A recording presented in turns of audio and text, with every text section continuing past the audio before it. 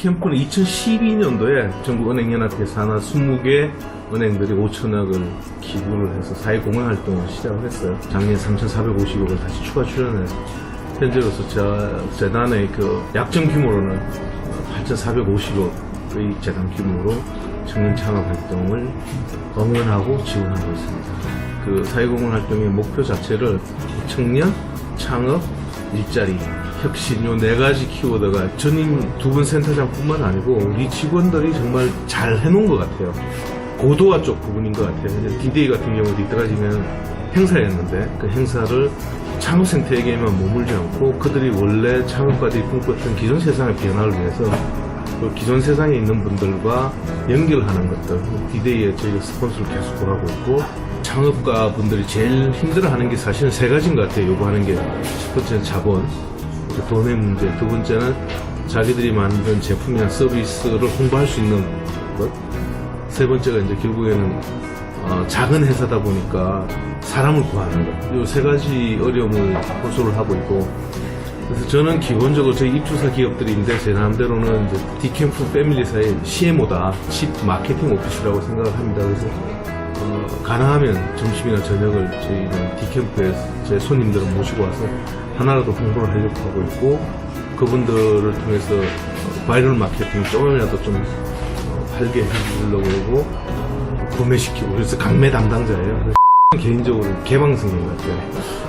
우리 직원들은 그냥 파견 직원들이 아니에요. 잠시 일하는 직원들이 아니고 이 일이 좋아서 하는 친구들이에요. 저는 그게 제일 큰 경쟁이라고, 경쟁력이라고 생각하는 거예요. 우리 입주사들이나 투자사들이 말하기 전에 필요할 거야 라고 먼저 많은 아이디어를 내서 실행할 수 있는 열정, 그걸 받아주는 우리 나름대로 유연성, 투자, 공간, 교육, 이것들이 어느 하나가 다 모든 걸 다 잘한다기보다는 그 중간을 연결하는 우리 직원들의 열정이 저는 가장 큰 경쟁력이 아닐까. 좀 더 포커스하고 힘을 실어주고 싶은 분야는 기술 쪽 분야예요. 그래서 기술사학과 쪽은 저희가 이제 그 펀드에대로 출자를 했고, 그런 방향으로 계속 저희가 좀 더 많은 포커스를 주고 시그널을 보내려고 합니다. 그래서 창업의 성공보다는 실패가 훨씬 높고, 우리 사회적으로도 보면 취업 재수생은 있는데 창업 재수생은 없어요. 한번 창업 실패하면 사람들이 낙인을 찍죠. 니 그럴 줄 알았다. 뭐 잘났다고. 그냥 공부나 열심히 해서 취업이나 하지. 그렇게 취직하려고 했던 그 기업도 사실은 30년, 40년 전에는 스타트업이었거든요.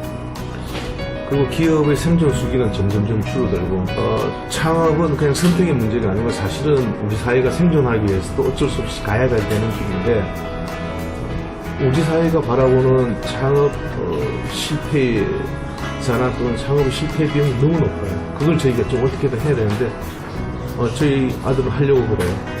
그래서 저는 지원을 합니다. 그리고 대신 이런 이야기를 하죠. 이런 걸 좀 더 기존 사회에서 좀 배워서 했으면 좋겠다. 왜냐하면 어차피 겪어야 될 코스트인데, 익스피리언스를 여기서 너무 한꺼번에 받지 말고 대신 기존 조직에서 조금 더 경험을 쌓고 창업을 했으면 좋겠다. 응원은 한마디로 이렇게 할 수 있을 것 같아요. 창업을 해서 성공을 하든 실패를 하든 결국에는 그 창업한 사람들은 용기가 있는 사람들이잖아요. 그분들이 결국 우리 리더예요. 믿으라는 이야기, 결국 시간이 당신네들 편이라는 이야기를 꼭 해주고 싶고, 젊은 나이에 이제 대표님, 사장님 이야기 듣다 보면 붕 떠요. 젊은 나이에 누군가의 리더가 되려고 할 때는 왕관의 무게를 이기지 못하면 왕관을 쓰지 말라 그랬거든요. 대표 타이틀, 사장 타이틀을 준비 없이 했을 때 그거는 사람들이 합의에 의해서 리더로 인정해 준 거지 복종하려고 하는 게 아니거든요. 그 규제라는 건 결국은 정부가 하는 게 아니거든요. 정부는 사실은 국민의 그림자잖아요. 대한민국 사람들 정말 역동적입니다. 뭔가 새로운 걸 하고 싶어 하고 하는데 규제 자체는 그거를 막아놓고 있고, 그래서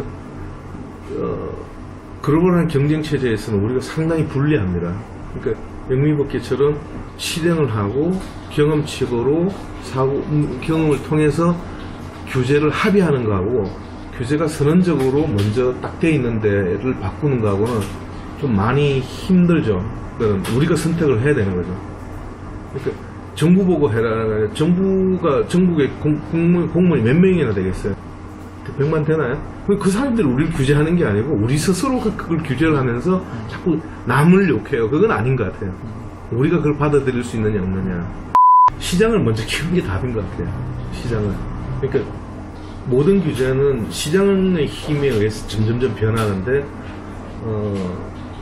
내가 이 시장을 가야 되니까 시장을 넓히기도 전에 시장부터 여세요라고 하면 기존은 반발할 수밖에 없겠죠. 결국 스타트업은 기존 산업의 불합리나 없는 걸 만드는 것 둘 중에 하나잖아요.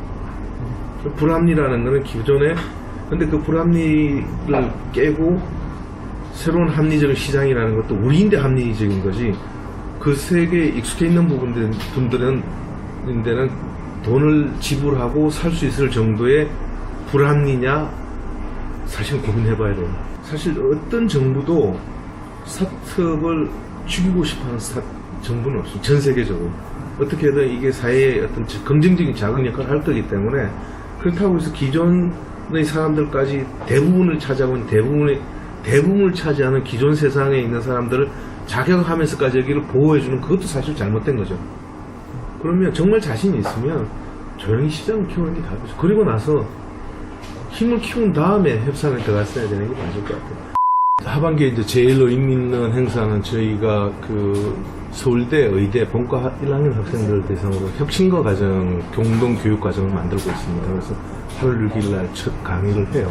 그리고 지금 최근에 바이오나 헬스케어, 노령화, 인구 노령화 이런 측면에서 보면 헬스케어와 바이오 쪽은 상당히 중요한 과제입니다. 그래서 기본적으로 의사분들이 한 생명의 중요성도 중요하지만 인류를 구할 수 있는 좀 더 큰 그림에 있는 것들을 저희는 하고 싶어요. 그래서 IF 2019년 좀 작년과 달리 다양한 나라에서 참석을 할 것 같아요. 우리 국내 스타트업들도 한 100여 곳 참여를 하겠지만 다른 나라에서 하고 있는 제도들을 위해서 한 9개 나라에 있는 대사관분들이 참여석을 부스를 직접 만들어서 직접 교류할 수 있게끔 하는 장을 만들려고 합니다.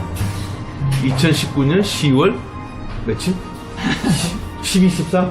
12, 13입니다. 12, 13. 11월 달에는 저희가 부산시랑 같이 부산에서 디데이를 합니다. 그때도 많은 분들이 참석을 해주셨으면 좋겠어요. 디캠프 없는 세상이죠.